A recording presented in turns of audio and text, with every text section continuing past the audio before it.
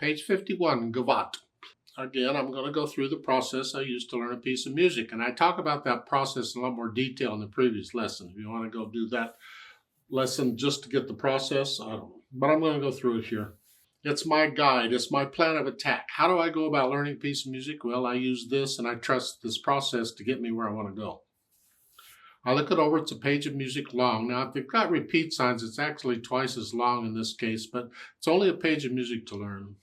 The clef signs are treble and bass, at least to start. That's close enough.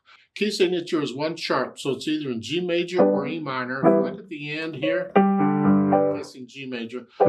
I'm going to go ahead and do the scales on our pages for both G major and E minor. This acquaints me with the 1 sharp key signature, so I know which notes are in it. I'm used to playing them. And I'm just going to play those notes in the music unless there's an accident. And the 4/4 time signature with a pickup beat. Make sure I know the rhythm. I want a fingering that lets me connect the notes. 4 and 1. 4.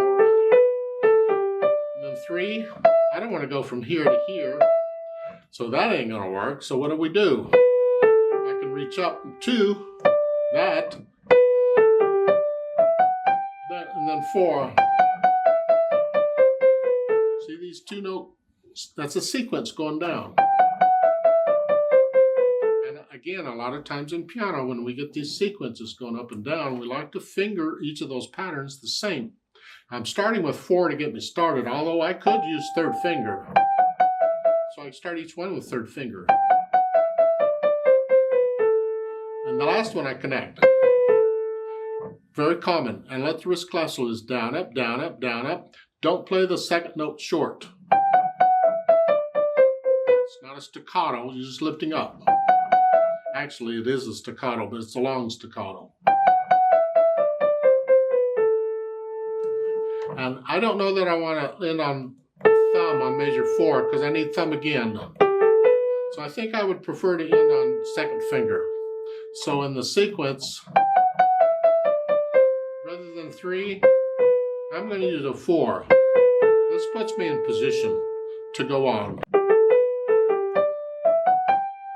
Now we have a little problem in measure 6 because I got to go up on a little finger.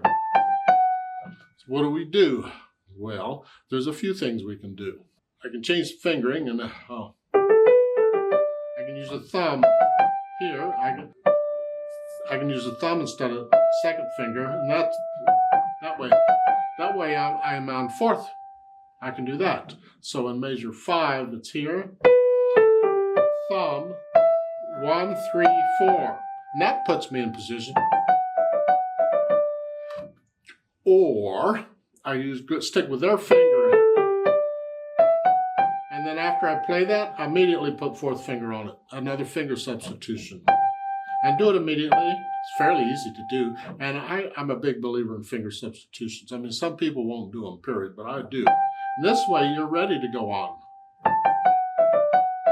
And that's what I think I'm going to do here, is I'm going to play it with 5th finger, the dotted half note, measure 6, and then immediately put 4th finger on it while I'm holding it down. That way, my 5th finger is now available for the next note. Now, on measure 8, we got a problem.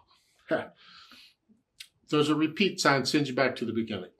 If I end it on thumb and I go back to the beginning, I'm out of position. I got to go here to go back. I don't want to end it on thumb if I got to go back. I need to end that on some other note. So in that case, I could end it on a 3 or 4. It's a repeated note. The note measure 8, well, the last note measure 7 is the same note. It's a repeated note. So that gives me a chance to change it. And this way, when I repeat, I'm ready. Here. But when I go on, it's different. I'm not going down, I'm going up. Well, in that case, thumb is fine, because then I'm ready. Here. So it depends on whether I'm repeating it or not as to what fingering I'm going to use. So the first time, I'm going to use a 3 or a 4 here to repeat, and the second time I play it, I can do a thumb. Yeah, and then going on, and then we have a sequence. And anyway, that's fingering. I work out the fingering for the right hand. Then the left hand, it really is not much to. Just connect it as best you can for now.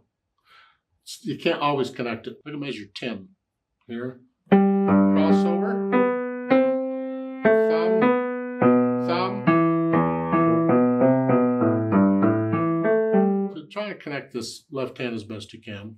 Then I'll put the hands together, and I'll hesitate, but that's okay. It's here. And here. Here. These. And here.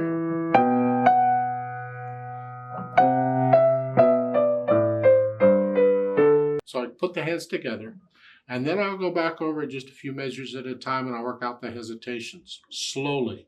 No hesitations anywhere. And once I have that, I'll add the articulation. Here's, I would connect all that together. These are slurs they're showing us. These aren't phrases. So connect them. And then lift up. Lift up. Lift up. Lift up. Measure 9 or lift up. Lift up. So I'm putting in the phrasing in the right hand. And the left hand, well, you have choices.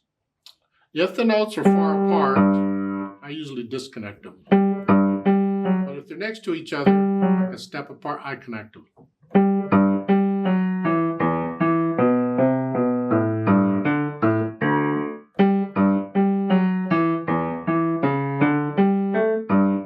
You get the idea?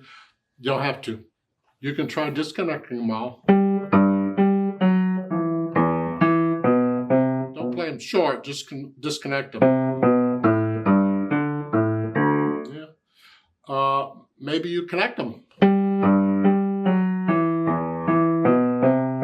don't recommend it. This is a gavotte. It's a dance. It's a happy dance. It makes it harder to disconnect them and then connect them.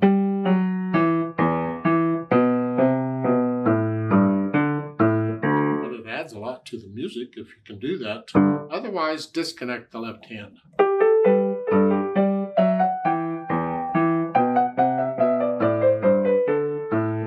Then once I have the articulation in, then I add the dynamics as shown. And this is to the right hand. Loud.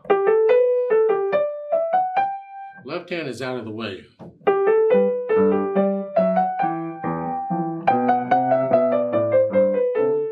And soft, you're going to echo that.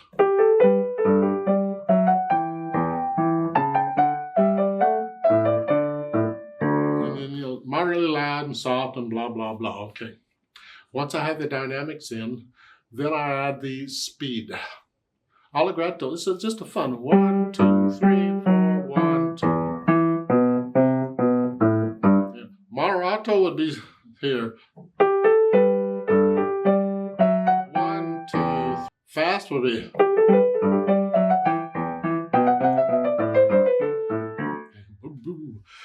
Somewhere in between. To me, an allegretto is a fun thing. When I see allegretto, I'm thinking, okay, I'm going to have some fun here. This is a fun piece, or the nature of the piece is sort of fun. Doesn't have to be, but to me it does. And then, of course, the repeat signs, you know what to do with those, I hope. Huh?